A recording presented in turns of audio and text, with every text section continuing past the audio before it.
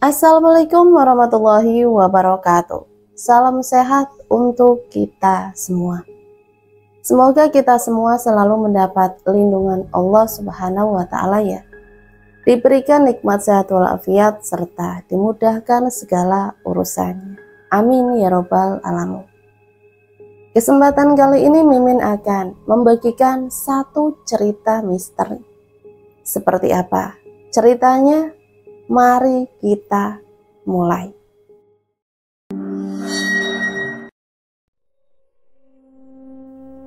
Rumah tua pinggir desa itu terlihat bersih, teduh dan asri. Berbagai macam jenis bunga tertata dengan rapi. Sepertinya yang punya rumah sangat pandai merawatnya. Tidak ada yang mencurigakan dari tampilannya. Malah siapapun yang melihat akan merasakan rasa ingin melihat dari dekat. Dan kalau sudah mendekat, rasanya tidak ingin kembali pulang. Rumah itu dihuni pasangan suami istri yang sudah tidak muda, namun juga tidak terlalu tua. Keduanya baik dan ramah, bahkan sangat royal pada siapapun tamu yang bertandang, terutama soal jamuan makan, benar-benar tidak perhitungan. Pekerjaan keduanya belum diketahui apa dan di mana. Yang jelas tidak pernah kekurangan, namun juga tidak berlebihan alias cukup. Pada suatu hari keduanya kedatangan tamu.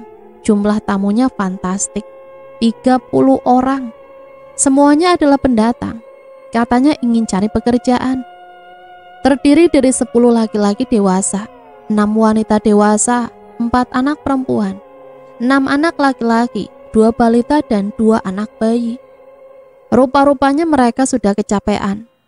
Setelah berbasa-basi, si empunya rumah menjamu dengan makanan seadanya. Setelah itu istirahat, agar keesokan harinya ada tenaga untuk melanjutkan perjalanan. Setelah tamunya pergi, ibu malah sibuk di dapur membuat bumbu-bumbu. Bapak hanya geleng-geleng kepala melihat kebiasaan istrinya.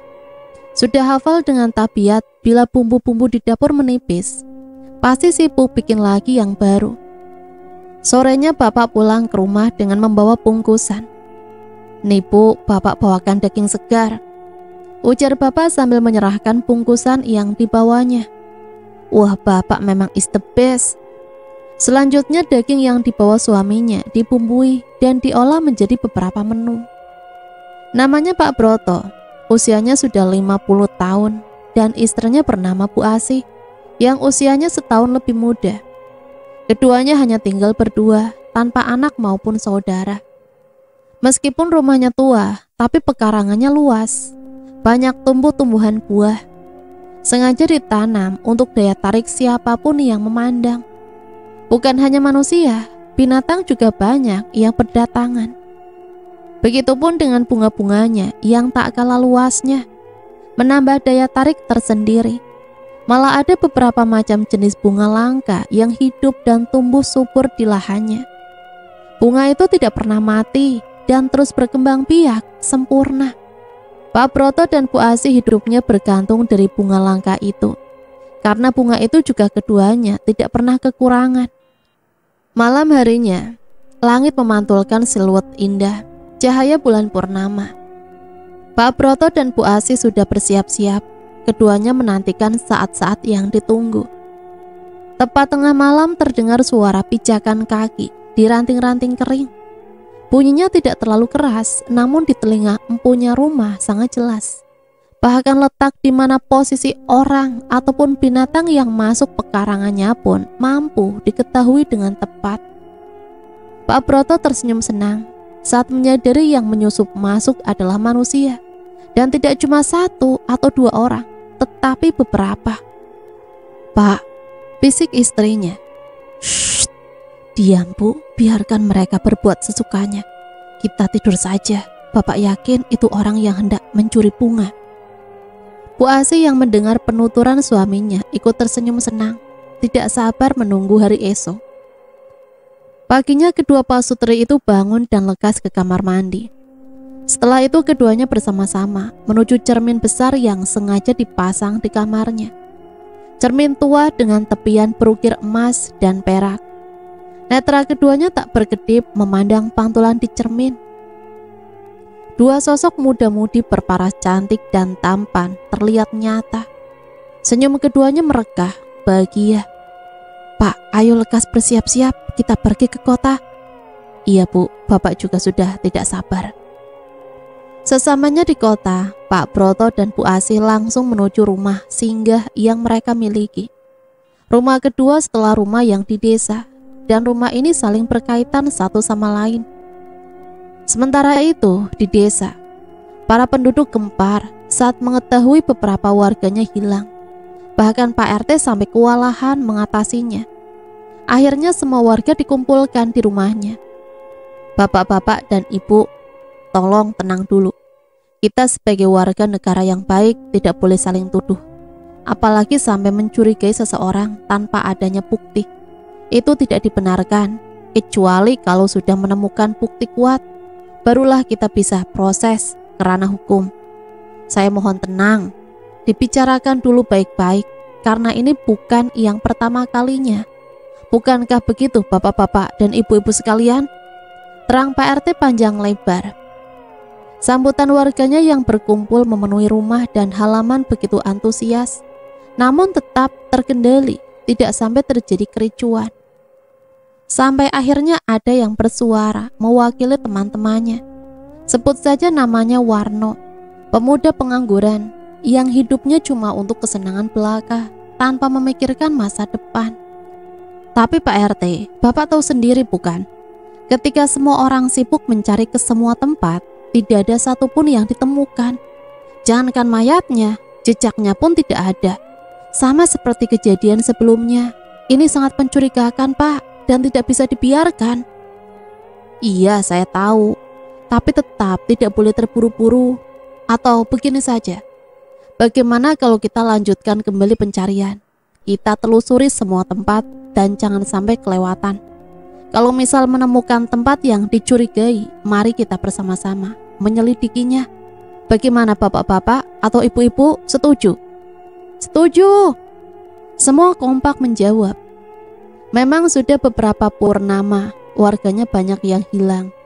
Padahal dulunya tidak pernah ada. Walaupun sudah pernah dilaporkan ke pihak berwajib pun tetap tidak membuahkan hasil, tetap nihil. Kembali lagi di kota, Pak Broto dan Bu Asih yang sudah berganti nama menjadi Jaya dan Mulan telah menata pelataran sedemikian rupa. Dibantu beberapa orang yang memang sudah ahlinya di bidang penataan dekorasi. Hanya dalam waktu 4 jam, rumah beserta pelataran disulap menjadi tempat pesta. Setelah membayar lunas dan mengucapkan terima kasih, Jaya dan Mulan bersiap-siap. Tepat jam 7 malam, satu persatu tamu undangan berdatangan. Andai bukan, sejak kapan keduanya sebarkan undangan?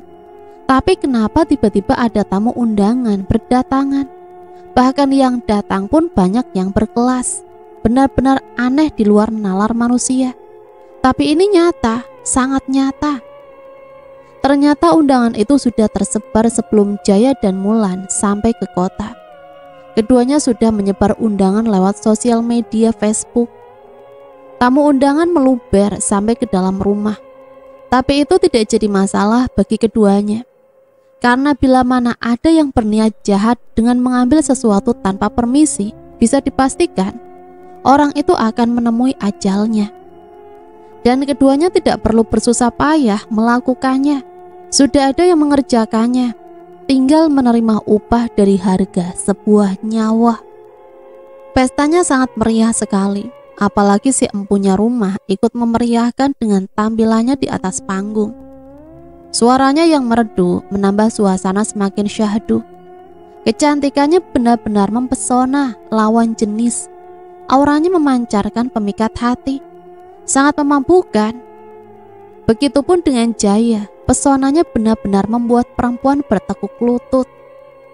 Lupa dengan statusnya, bila mana yang bersangkutan sudah punya pasangan, karena pasangannya juga terpesona dengan Mulan.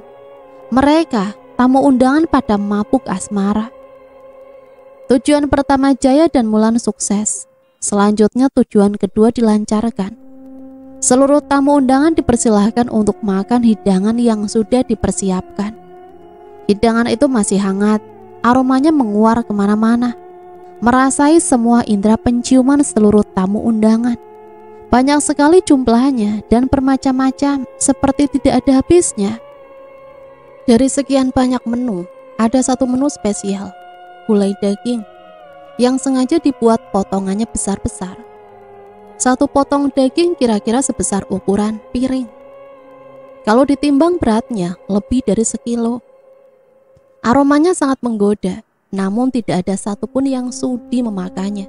Mungkin jijik atau sudah mual duluan, saking besarnya. Mulan mengerlingkan ke arah suaminya, dan Jaya tanggap dengan kode itu. Segera dengan pesona Jaya, dirinya mampu mengajak semua perempuan tamu undangan yang terus menempel padanya. Mulut manisnya merayu dan menyuruh untuk makan hidangan spesial. Meskipun jawabannya tidak, dengan menggeleng-gelengkan kepala, namun tak urung, jari-jari mereka mengambil sedikit daging, hanya sekedar mencicipi, seperti yang dikatakan pria pujaannya. Puluhan perempuan itu tidak sadar, mereka masuk jebakan. Bila mana sudah memakan daging spesial itu, meskipun sedikit, tidak lama kemudian mereka akan berebut makanan untuk menghabiskannya. Mulan tersenyum senang, mendapati tidak ada sepotong daging pun yang tersisa. Semua sudah berpindah ke perut perempuan-perempuan tamu undangan. Selanjutnya Mulan mengajak sisa tamu undangan yang berjenis kelamin laki-laki. Mulan membawa mereka ke sudut pekarangan. Di sana Mulan sukses melucuti semuanya. Bahkan tidak sedikit yang memberikannya lebih. Hanya karena diberi kiss jauh, benar-benar menggoda, tanpa menyentuh. Mulan mendapatkan apa yang diinginkannya, luar biasa. Kembali ke desa. Akhirnya pencarian warga berakhir di pinggir jalan depan rumah Pak Broto dan Bu Asih. Mereka bingung harus bagaimana. Soalnya si empunya rumah nggak ada. Terlihat dari terpasungnya pagar besi yang sangat tinggi. Jangankan untuk masuk, untuk melihat genteng rumahnya saja tidak bisa. Pak RT yang menengahi akhirnya memutuskan untuk membubarkan warganya dan menunggu si empunya rumah pulang. Selanjutnya nanti akan minta izin untuk melanjutkan pencarian. Rupanya keputusan Pak RT tidak bisa diterima Warno. Pemuda itu merancang ide untuk masuk sendiri tanpa melibatkan siapapun. Malamnya petaka itu nyaris merenggut nyawa Warno ketika dirinya mencoba memanjat pagar besi.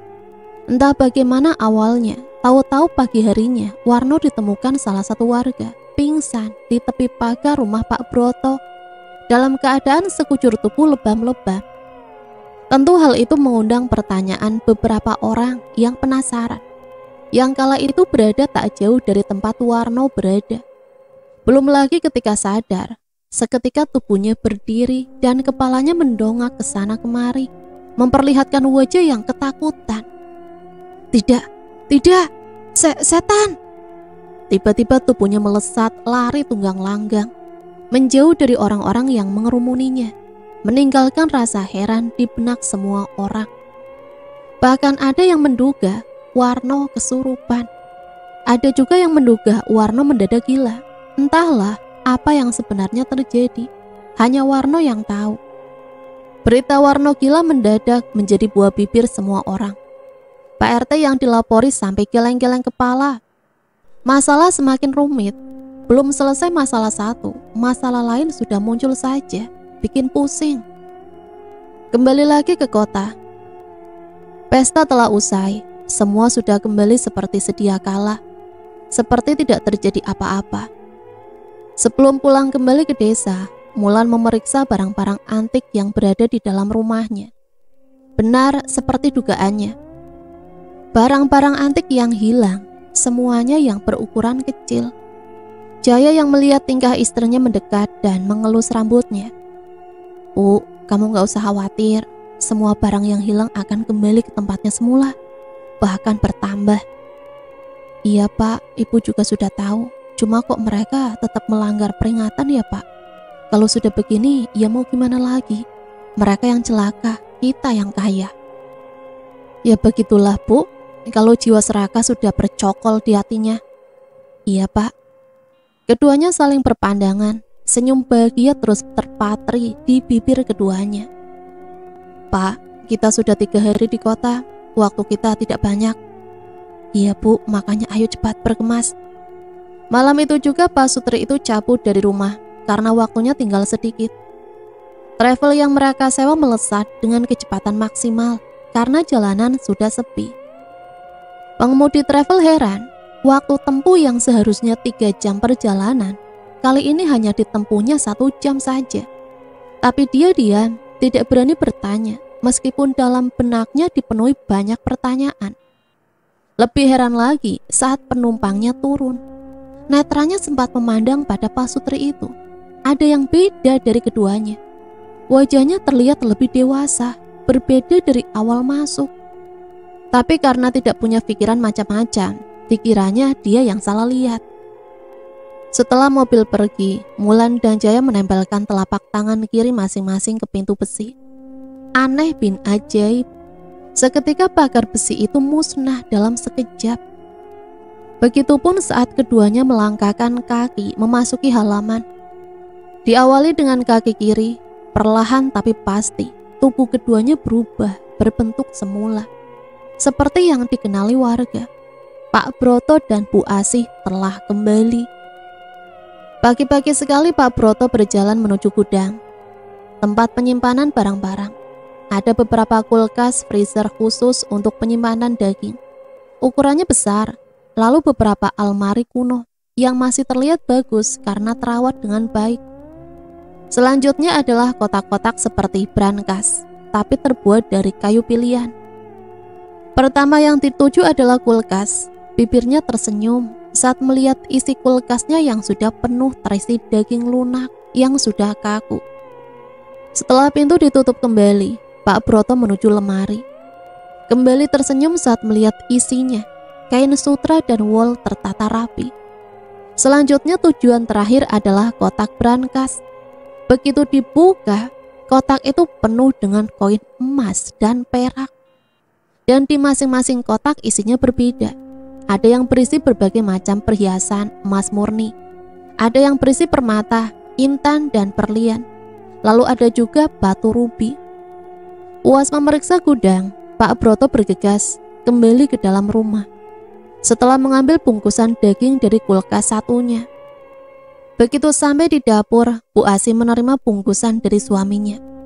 Setelah dituang ke dalam baskom, isinya adalah daging unggas utuh, daging kelinci utuh, dan daging spesial orok manusia yang belum sempurna. Kesemuanya sudah bersih dari bulu maupun kotoran. Setelah matang, keduanya melahap semua masakan sampai tandas tak tersisa. Rasanya luar biasa lezat, tiada tandingan. Setelah istirahat sejenak, Bu Asih membuka tasnya. Begitu resleting terbuka, tampaklah isinya penuh dengan lembaran uang 100 ribuan. Begitupun tas ransel keduanya. Setelah dibuka, semuanya berisi uang 100 ribuan. Pak, tolong ambilkan beberapa bungkusan daging di freezer ya. Ibu memasak lagi, sepertinya kita akan kedatangan tamu. Iya Bu, Bapak juga merasakan. Setelah itu keduanya saling membantu memasak berbagai macam masakan. Dugaan keduanya tidak pernah meleset. Tepat setelah zuhur, puluhan warga sudah memadati halaman rumahnya. Pak RT maju untuk meminta izin ke empunya rumah dan diizinkan. Tapi sebelumnya dijamu dulu dengan berbagai macam hidangan dan kesemuanya berupa daging unggas. Yang tadinya ramai orang berbincang, kini senyap. Cuma terdengar dentingan alat makan saling beradu. Tidak berapa lama kemudian, Pak RT maju, menghampiri Pak Broto. Bermaksud untuk berterima kasih dan ingin melanjutkan tujuannya. Malah didahului si empunya rumah. Pak, saya selaku... Iya, tidak apa-apa. Saya juga berterima kasih karena Pak RT dan saudara-saudara sekalian sudah mau dijamu. Kalau mau mencari, silahkan, kami izinkan. Alhamdulillah, terima kasih ya Pak. Oh iya bapak-bapak sekalian, kalau ke kebun boleh bawa buah-buahan yang sudah masak pohon. Bawa pulang buat oleh-oleh orang serumah. Benar, boleh Pak. Begitu mendengar titah Pak Broto, warga yang saat itu ikut Pak RT bergegas menuju kebun buah. Lupa dengan tujuan pertama. Setelah penuh bawaannya, mereka berpamitan pulang dengan wajah riang. Pak Broto dan Bu Asi tersenyum melihat tingkah mereka, dan Pak RT hanya mampu ngelus dada melihat tingkah warganya. Tapi Pak RT tetap melanjutkan tujuannya. Dengan dibantu Pak Broto, keduanya menelusuri semua tempat dari ujung ke ujung, semuanya nihil. Setelah dirasa tidak ada, Pak RT berniat pulang, tapi sama Bu Asi dicegah. "Sebentar Pak RT, ini ada sedikit oleh-oleh, tolong diterima ya." Bu Asi mengulurkan sebuah bungkusan yang segera diterima Pak RT. Setelah mengucapkan terima kasih, Pak RT pulang. Sebulan telah berlalu. Rutinitas warga telah kembali seperti sedia kala. Keluarga yang kehilangan anggota keluarganya sudah tidak histeris lagi. Sudah bisa menerima kenyataan, meskipun masih berharap kalau keluarganya itu masih hidup. Hari Minggu sudah jadi kebiasaan kalau rumah Pak Broto menjadi tujuan wisata anak-anak pelajar dari TK sampai SMP. Pak Broto dan Bu Asi selalu menyambut dengan gembira kedatangan mereka. Baginya itu adalah kebahagiaan tersendiri. Janda tawa anak-anak dan nyanyian riang dari tubuh-tubuh kecil mereka membuat Bu Asi sempat hanyut terbawa suasana. Sebelum sadar kembali setelah dicolek suaminya. Ditatapnya suaminya, tanda bertanya ada apa. Pak Broto memberi kode dengan lirikan. Bu Asi pun segera mengikuti arahan lirikan suaminya. Terpaku sejenak sebelum akhirnya tersenyum. Bu Asi mendekati pada seorang anak perempuan kecil yang berdiri sendirian menghadap sekumpulan tanaman bunga langka. Netranya memandang tanpa kedip. Dengan raut muka tegang, terlihat jelas wajahnya menampakkan ketakutan.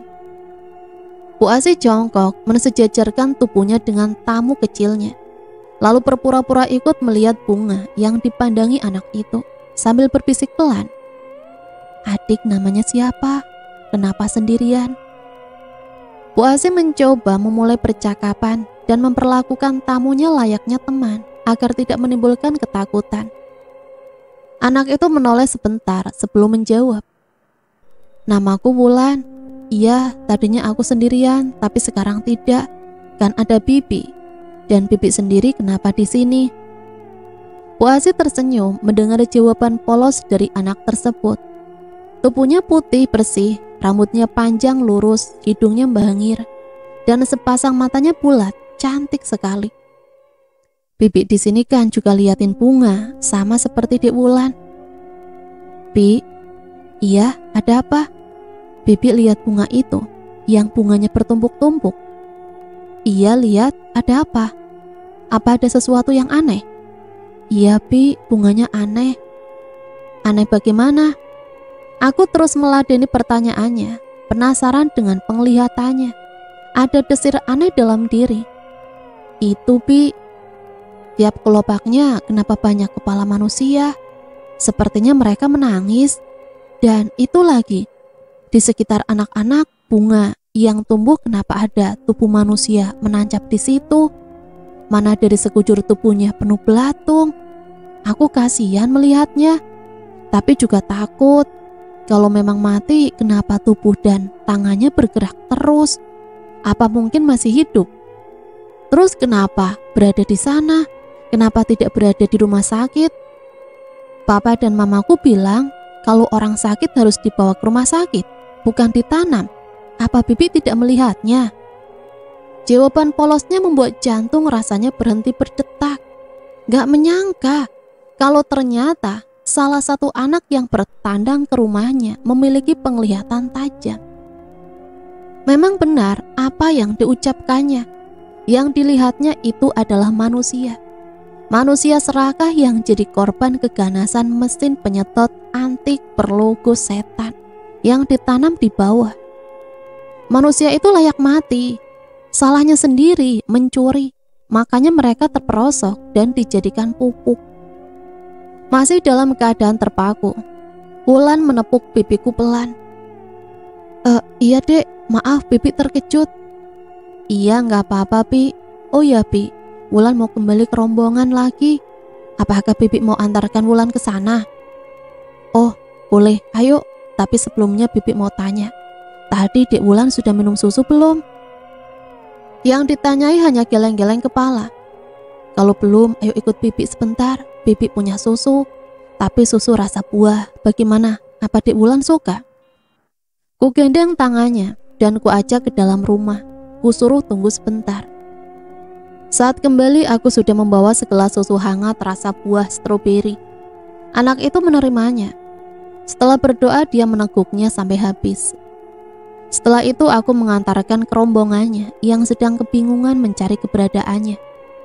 Setelah penanggung jawab rombongan mengucapkan terima kasih, mereka pamitan, undur diri. Setelah itu suamiku mendekat dan berbisik, "Kamu apakan bocah pintar itu, Bu?" "Tidak diapa-apain, Pak." "Lah tadi sepertinya Bapak lihat kamu memberikan minuman padanya." "Ibu cuma memberikannya segelas susu penghilang memori. Anak itu tidak akan ingat dengan kejadian tadi saat melihat bunga itu." Tepat tengah malam terdengar sesuatu yang bikin bulu kuduk merinding. Sangat jelas terdengar seperti suara benda yang menghantam tembok. Suaranya berasal dari pintu bawah tanah. Pintu rahasia menuju lubang maut penghisap manusia. Pintu itu berada di lantai kamar Pak Broto dan Bu Asih yang malam itu masih terjaga. Begitu mendengar kebisingan itu, Pak Broto segera melompat mengambil satu botol tabung kosong berukuran kecil dan sebuah cawan. Untuk memperlancar prosesi, tak lupa Pak Broto memberikan sebilah belati kecil yang sudah steril ke istrinya. Tanpa dikomando, keduanya menyayat ujung jarinya. Seketika darah segar mengucur deras dari tempat luka sayatan itu. Cairan merah itu segera ditampung dalam cawan. Selanjutnya dimasukkan ke dalam botol agar terjaga kesegarannya. Sebab kalau telat sedikit saja, bukan tidak mungkin sudah beku dan tidak berguna. Setelah itu bekas luka segera ditutup dengan kain dan dililit dengan kulit bunga langka yang sudah rontok. Gunanya untuk mempercepat proses pengeringan. Hanya pada waktu tertentu saja ruangan itu dikunjungi. Saat bunga langka mengeluarkan aroma wangi. Bu Asih masih ingat betul. Dulu ruangan itu pernah dikunjungi adik lelakinya yang masih remaja tanggung. Ketika bunga langka mengeluarkan aroma amis, padahal sebelumnya sudah diperingatkan untuk tidak masuk ketika aromanya tidak wangi. Tapi karena jiwa mudanya meronta-ronta, karena rasa ingin tahunya lebih besar daripada memikirkan resiko yang bakal terjadi, akhirnya dirinya masuk.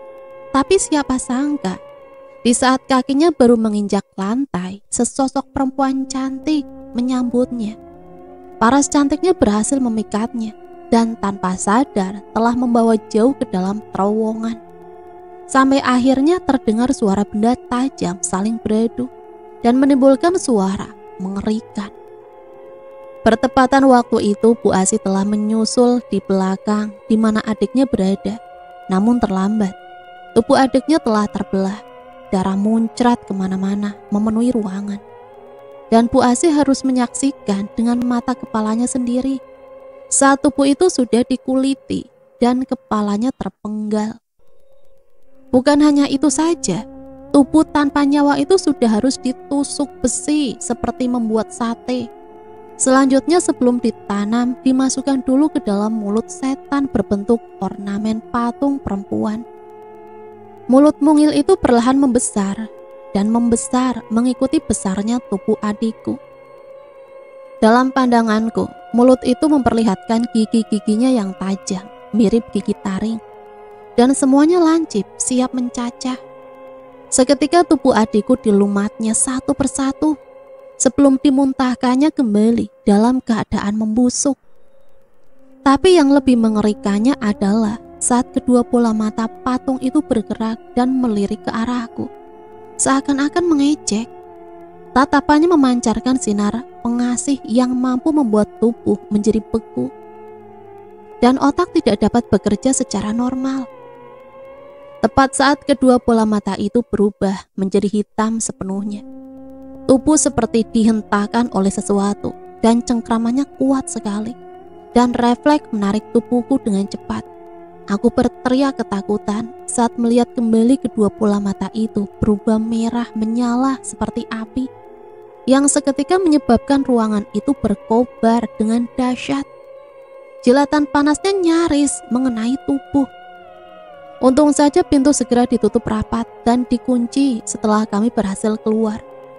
Ternyata suamiku yang menyelamatkanku. Kalau tidak, mungkin tubuhku sudah hangus terbakar di bawah sana. Tubuh menggigil hebat dengan mata terbelalak, ngeri menyaksikan pemandangan yang baru kusaksikan seumur hidup. Tanpa sadar aku menjerit histeris. Barulah tersadar ketika ada yang mengguncang-guncang bahu ini. "Bu, ibu kenapa? Kenapa tiba-tiba berteriak histeris?" Ternyata suamiku yang menyadarkanku dari lamunan panjang. Mengingat kejadian tempo dulu ketika pertama kali benda berkarat itu bekerja. Saat itu aku pernah bertanya, "Ini benda apa?" Dan dijawab suamiku, itu adalah benda warisan leluhurnya. Benda itu sudah lama tidak bekerja. Menurut leluhurnya yang diceritakan kembali oleh orang tuanya ke suamiku, benda itu akan hidup kembali setelah menemukan tuanya, sekaligus menemukan pengantinnya. Tak aku sangka, ternyata yang dipilihnya adalah suamiku, dan adikku menjadi tumbal pertama sekaligus pengantinnya. Jasad adikku berakhir ditanam di sekitar bunga langka yang memang membutuhkan pupuk dari cairan manusia. Hanya mereka yang memiliki indera keenam lah yang mampu melihatnya. Akhirnya tabung berisi darah dimasukkan ke dalam ruang bawah tanah lewat lubang kecil seukuran tabung. Lubang itu sudah ada sejak dulu kala, sudah sepaket. Saat tabung didekatkan, seperti ada kekuatan magis yang menyedotnya. Seketika lubang terbuka dan menariknya ke dalam, serta-merta mengunci kembali. Hanya sepersekian detik, suara ribut itu seketika hilang, berganti dengan suara gamelan yang terdengar sayup-sayup. Pak Broto dan Bu Asi tertegun sejenak sebelum kembali melanjutkan istirahat yang sempat tertunda. Keesokan harinya Pak Broto bersama istrinya bersama-sama pergi ke gudang untuk mengambil persediaan daging. Kali ini Bu Asi ingin memasak spesial. Semua olahan berbahan dasar daging orok. Begitupun Pak Broto, air liurnya nyaris netes. Dalam sehari Pak Broto dan Bu Asi masak sampai 4 kali, hanya untuk menuruti nafsu makan yang berlebihan.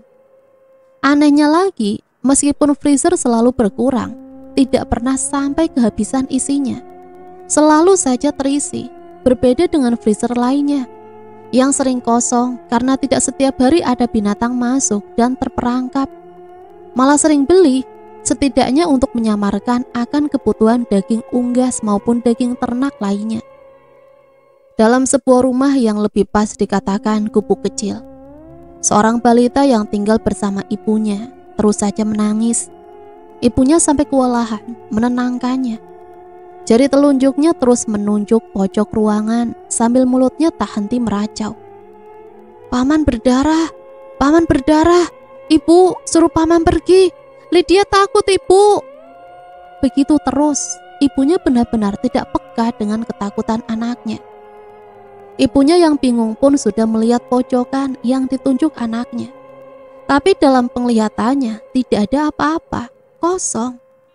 Semakin bingung ketika anaknya terus berteriak kencang. Ibunya yang sudah panik itu malah meninggalkan anaknya sendirian. Maksudnya agar si anak mau diam. Fatal, anak pertama Lydia itu malah histeris. Sampai akhirnya terdengar suara mirip cekikan dari dalam rumah, yang didengar ibunya dari luar. Barulah setelah senyap, pintu dibukanya kembali. Dilihatnya tubuh mungil itu mengejang, dan kedua bola matanya melotot. Selanjutnya terkulai lemas. Menjeritlah ibunya sekuat tenaga, sampai menimbulkan kepanikan tetangganya yang segera berbondong-bondong menuju gubuknya. Setelah diperiksa, ternyata balita Lydia sudah tidak bernyawa dengan kondisi mengenaskan. Leher tercekik, begitupun ibunya yang mati karena syok. Desa pun gempar dengan kematian yang tiba-tiba itu. Semakin pelik saja. Di antara kerumunan orang yang melayat sekaligus mengurus jenazah, tampak seorang pemuda yang gerakannya tidak tenang. Sedikit-sedikit gelisah, bahkan dari dahinya terus mengucur keringat dingin. Meskipun tetap berusaha tenang, namun tetap terbaca bagi yang jeli. Dan sepasang mata yang terus mengawasinya dari kejauhan itu tak lain adalah Pak Broto. Setelah acara penguburan selesai, diam-diam pemuda itu pergi menjauh, diikuti Pak Broto secara diam-diam pula.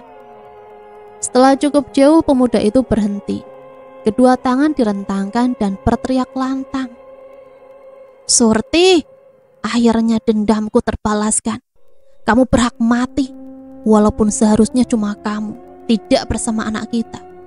Aku sedih, tapi puas." Tidak hanya itu saja yang dikatakan, banyak sekali sesumbarnya.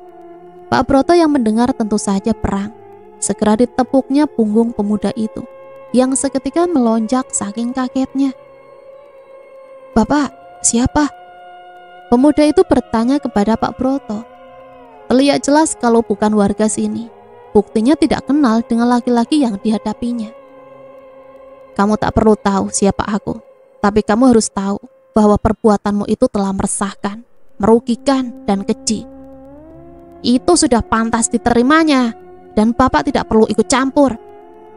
Setelah berkata seperti itu, tanpa pamit ataupun sekedar menoleh, pemuda itu berlalu. Pak Broto yang menyadari hal itu segera melompat dan menghadang, sekaligus meringkusnya. Dengan tangan terkunci, pemuda itu tidak mampu melawan, hanya mulutnya saja yang terus meracau, melontarkan sumpah serapah.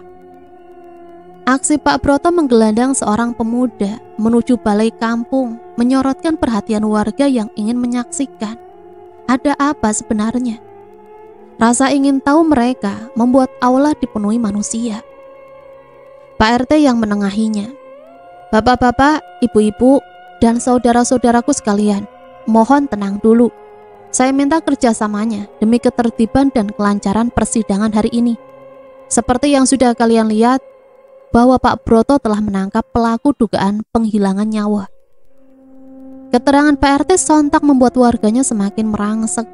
Banyak yang melontarkan kata-kata pedas, ataupun yang melempar sandal, atau apapun yang berada di dekatnya. Tentu saja hal ini membuat Pak RT kewalahan, meskipun sudah dibantu beberapa aparat. Barulah ketika Pak Polisi datang, warga pun bisa tertib.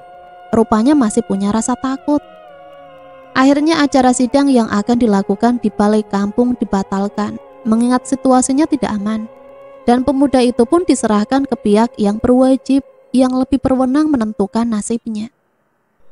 Sepulangnya Pak Broto disambut istrinya, ditanyai banyak hal, dan setelah mendengar semuanya, terdengar helaan nafas lega.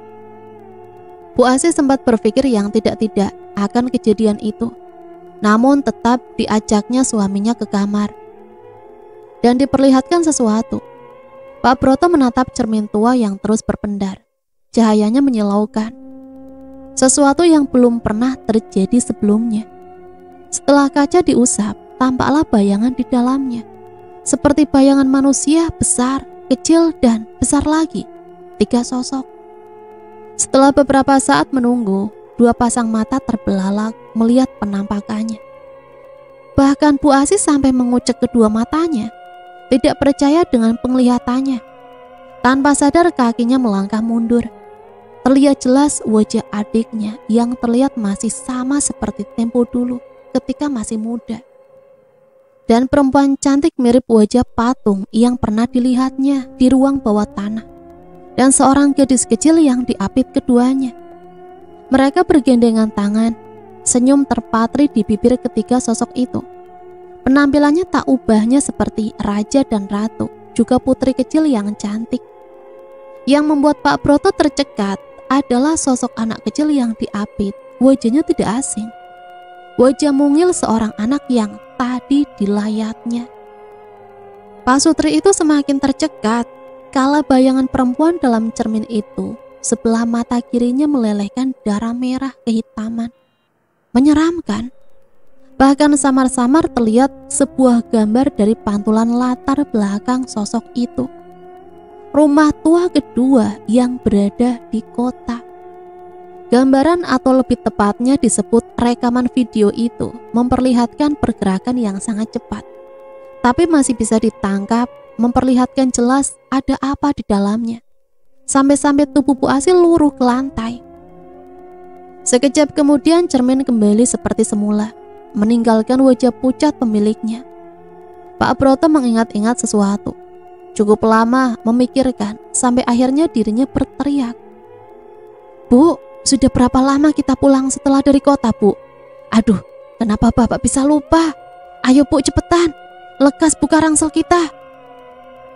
Setelah Pak Broto berkata demikian, seperti tersentil, Bu Asih seketika bangun, kakinya melangkah cepat menuju almari, dan diambilnya tas rangsel yang isinya masih utuh. Dan di atas lantai disaksikan suaminya. Seluruh isinya dikeluarkan. Uang ratusan ribu itu meluber, memenuhi lantai yang ada di hadapannya. Dengan cekatan Bu Asih dan Pak Broto menghitung dan menata uangnya, lalu memasukkannya ke dalam amplop. Butuh waktu 1 jam untuk menyelesaikan 100 amplop. Dengan menyeka keringat yang meleleh di dahi, Bu Asih berkata pada suaminya, "Pak, waktu kita tidak banyak, tinggal 3 hari lagi. Amplop ini harus segera dibagi. Kalau tidak, setahun ke depan kita tidak punya tenaga lagi. Kasihan mereka yang tidak bersalah." "Iya Bu, Bapak juga tidak sekejam itu." "Pak, lalu bagaimana dengan isi brankas dan almari di gudang? Kan belum dikurangi juga isinya." "Waduh, iya Bu, kok bisa pikun begini ya?" "Ya sudah Bu, mumpung hari ini belum terlalu sore, ayo ikut Bapak mencicil pemberian ke warga." "Ayo Pak, jangan ditunda lagi." Segera kedua pausutri itu berjalan menuju rumah tetangga. Setelah sebelumnya ke rumah Pak RT dulu, sekaligus meminta bantuannya untuk membagikannya bersama-sama. Tanpa harus kembali lagi keesokan harinya, uang berjumlah 100 amplop itu ludes sebelum maghrib tiba. Setelah mengucapkan terima kasih, Pak Broto dan Bu Asih pamit pulang. Begitu sampai rumah, sisa uang yang berada dalam tas selempang disimpannya baik-baik. Hanya tinggal itu sisanya, karena keteledorannya nyaris membuat celaka. Setelah selesai bebersih diri, Bu Asih bertanya pada suaminya, "Pak, tadi di cermin kenapa ada anak kecil? Siapa dia?" Pertanyaan dari istrinya yang tidak disangkanya itu menyebabkan Pak Broto termangu. Bingung bagaimana menjelaskannya, karena memang belum pernah terjadi sebelum-sebelumnya. Otaknya juga dipenuhi banyak pertanyaan yang belum ada jawabannya. Untuk mencari jawabannya, Pak Broto mengajak istrinya kembali ke cermin tua. Kali ini tidak seperti biasanya. Pak Broto mengajak istrinya memutari cermin 3 kali. Dimulai dari kaki kiri yang memutar dari arah kiri juga sambil berbisik pelan. Tepat ketika putaran berhenti di belakang cermin, terdengar ledakan dahsyat dari depan. Bu Asih sampai menjerit saking kagetnya, ditambah dengan terlemparnya pecahan kaca di mana-mana. Cermin itu pecah berkeping-keping, menyisakan aroma amis menyengat disertai bau bangkai. Di saat Bu Asih kelabakan, justru Pak Broto terlihat sebaliknya. Justru dalam penglihatannya, cermin memperlihatkan isi rumah yang berantakan, dengan sepasang patung antik yang kembali berubah berbentuk asalnya. Pasangan muda yang di dahinya terpancar cahaya menyilaukan, seperti ada tulisan lafaz Allah di sana. Pak Broto terus diperlihatkan kejadian demi kejadian sampai berimbas ke rumah. Belum selesai melihat, sebuah cahaya biru melesat cepat menghalangi pandangannya, sampai akhirnya tidak terlihat apapun lagi. Saat itu pula cermin kembali seperti sedia kala. Pak Broto pun menoleh ke samping di mana istrinya berada. Dilihatnya istrinya itu sedang menginjak guling sambil memukulinya. Nafasnya sampai terengah-engah seperti orang yang kepayahan. Karena tidak ingin berlarut dengan keadaan yang ganjil, segera dijawilnya. "Bu, lagi ngapain?" Seketika yang dijawil menghentikan aktivitasnya, lalu kepalanya menoleh. Pak, Bapak nggak lihat? Ini ibu berhasil menangkap ular besar. Lihat ini." Bu Asih menunjukkan yang ditangkapnya pada suaminya. yang ditanggapi dengan gelengan kepala. Bu Asih heran saat menunjuk memang wajahnya tidak menghadap ke benda yang diinjak, tapi melihat manik mata suaminya yang terheran-heran. Kecewa dengan tanggapan suaminya, Bu Asih bermaksud melempar ular yang ditangkapnya. Namun ketika netranya kembali melihat ke bawah, bola matanya membulat. Tidak percaya dengan penglihatannya, meskipun sudah dikucek berkali-kali, hasilnya tetap sama, guling. Pak, apa yang sebenarnya terjadi? Firasat apa ini, Pak? Terlihat Bu Asih terheran-heran. Di ruang tamu, Pak Broto dan Bu Asih diam terpekur, larut dalam pikiran masing-masing. Pak, apakah kita akan ditangkap? Tiba-tiba Bu Asih mengajukan pertanyaan yang nadanya penuh kecemasan. Hal yang belum pernah terjadi sebelum-sebelumnya, karena bagaimanapun juga sudah lebih dari 20 tahun.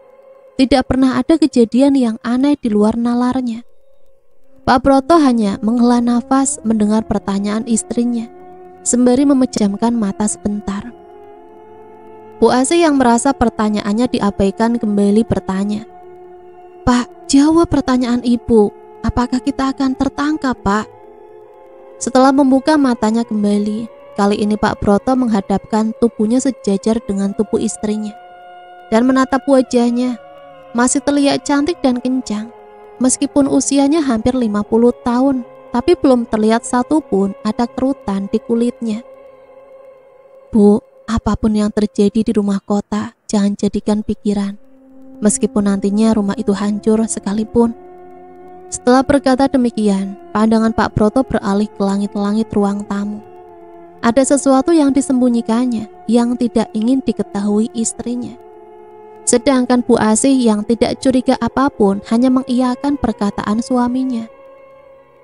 Kalau begitu, ayo kita keluar, Pak. Ibu ingin duduk di teras seperti kebiasaan kita dulu. Pak Broto yang tidak ingin mengecewakan istrinya segera berdiri dan menggandengnya. Begitu sampai di luar, sebuah pemandangan yang tidak biasa terlihat nyata. Pelataran rumahnya dipenuhi sosok-sosok manusia tanpa kepala. Mereka berdiri mematung, tubuhnya berlendir, dan banyak yang hancur. Tulang belulangnya bertonjolan, bau anyir darah dan bangkai menguar dengan tajam, memenuhi indera penciuman. Bu Asih nyaris muntah dibuatnya, sedangkan Pak Broto tetap tidak bergeming. Sesuatu yang berbanding terbalik dengan istrinya. Pak Broto mengangkat tangannya dan menunjuk satu arah. Sosok-sosok itu seperti mengerti dengan kode yang diberikan. Mereka menoleh dan seketika itu juga hilang dari pandangan. Musnah tak berbekas. Bu Asih kembali tertegun. Kejadian demi kejadian telah membuatnya takut.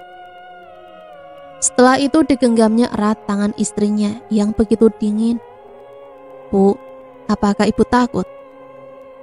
Pak Broto menatap manik mata istrinya dengan penuh perhatian. Sedangkan yang ditatap malah menitikan air mata. Pak, kenapa Bapak malah bicara begitu? Jelas ibu takut, Pak. Takut kenapa, Bu? Takut mati. Ibu masih ingin kembali muda, menikmati hidup dengan bersenang-senang.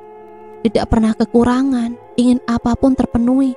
Kalau mati, semua itu tidak dapat ibu nikmati, Pak. Pak Broto tertawa. Bu Asih terkejut mendengar suaminya tertawa. Apa yang ditertawakannya? Padahal menurutnya tidak ada yang lucu. Pak, kenapa, Bu? Ibu kaget dengan ketawanya Bapak.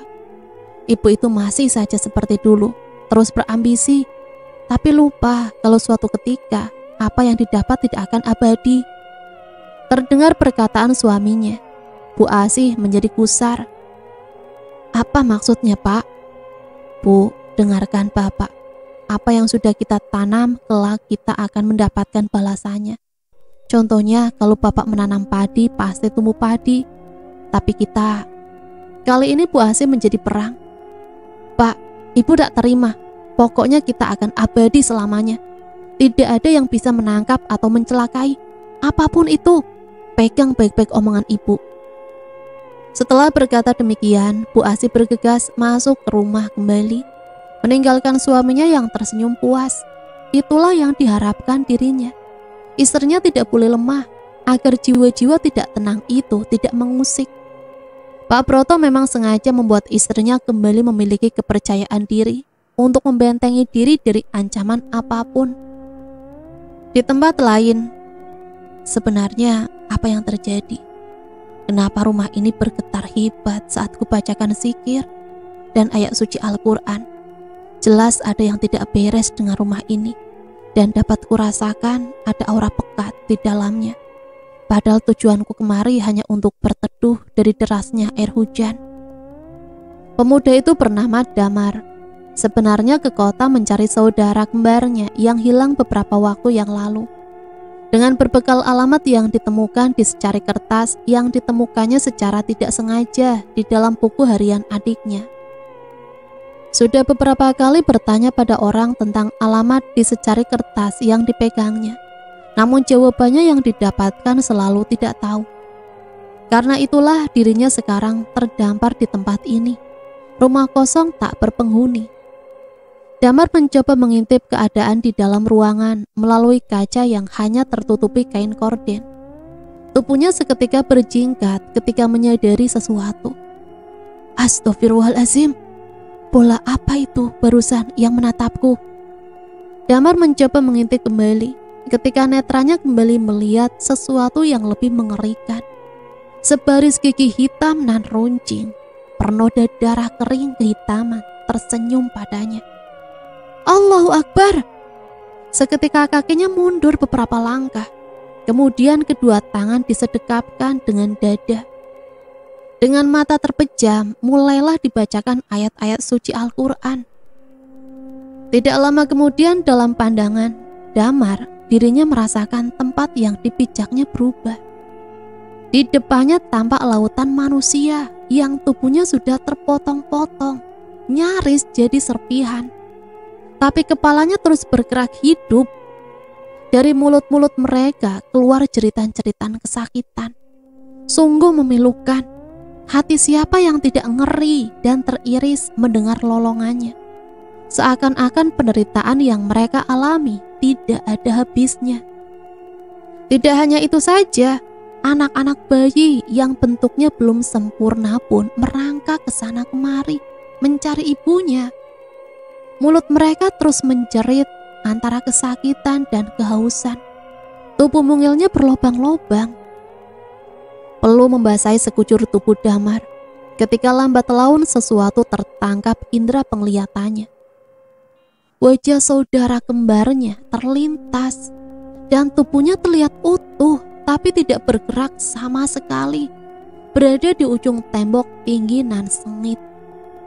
Ingin hati meraihnya, namun sesuatu menghalanginya, seperti ada tirai yang tak kasat mata. Pedih hatinya menyaksikan pemandangan di hadapannya, dan nyaris melakukan bacaan yang dilafalnya. Kak, tolong keluarkan aku dari sini. Ada bayi dalam rahimku yang harus hidup.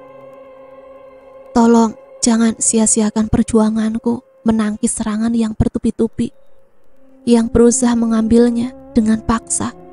Tolonglah Kak, waktuku tidak banyak lagi. Aku sudah mulai melemah. Bisikan adikku, Demira, terdengar jelas. Seperti mendapat lecutan baru, aku semakin semangat membaca surat Al-Quran. Walaupun belum bisa menolong, setidaknya sudah tahu di mana letak posisinya berada. Di sudut rumah ini yang sekarang jadi tempat berteduh.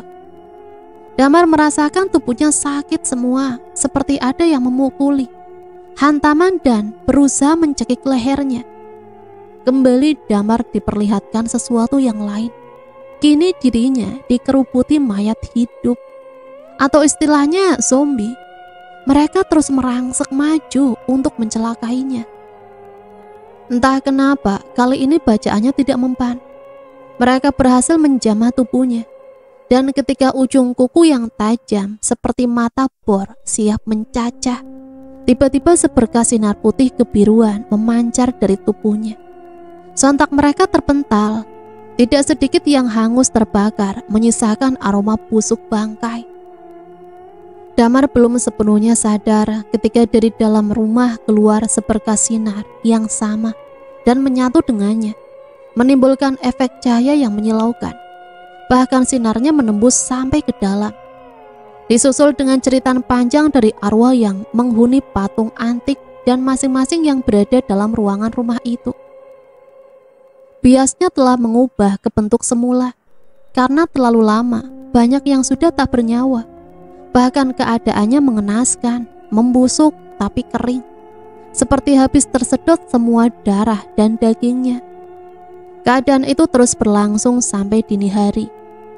Keesokan harinya Damar ditemukan pingsan di reruntuhan rumah kosong dengan tangan memegang erat tubuh perempuan yang wajahnya bak pinang dibelah dua dengannya. Ya, itulah Demira. Tidak butuh waktu lama, tempat itu sudah dipenuhi polisi. Karena di dalamnya ditemukan banyak mayat, sedangkan Damar dan saudara kembarnya segera dilarikan ke rumah sakit untuk mendapatkan perawatan. Damar senang ketika berhasil menemukan sekaligus menyelamatkan adiknya. Apalagi setelah mendengar keterangan dokter bahwa adiknya masih hidup meski lemah. Lebih bahagia lagi setelah mendengar kabar bahwa di rahim adiknya hidup sepasang janin kembar. Di rumah Pak Broto, Bu Asih tanpa sengaja melemparkan bedak yang dipegangnya. Ketika netranya melihat kaca rias, dalam pandangannya, pantulan wajahnya berbeda. Kulit wajah halus mulusnya berubah mengkerut dengan banyak popeng di mana-mana. Ceritanya yang parau membuat suaminya terkejut. Bu, ya ampun, ibu kenapa? Pak Broto meraih tubuh istrinya yang terlungkup di lantai dan memeluknya. Netranya sempat melihat bedak yang sudah pecah. Apa yang dikhawatirkannya beberapa hari telah terjadi. Dibelainya rambut istrinya sambil berbisik. Bu, tanpa ibu cerita bapak tahu apa yang terjadi padamu. Jangan khawatirkan wajahmu, nanti bapak akan carikan penawarnya, walaupun hanya sementara. Bu Asih yang mendengar kata sementara, seketika kepalanya mendongak. Ditatapnya wajah suaminya. Apa pak? Hanya sementara?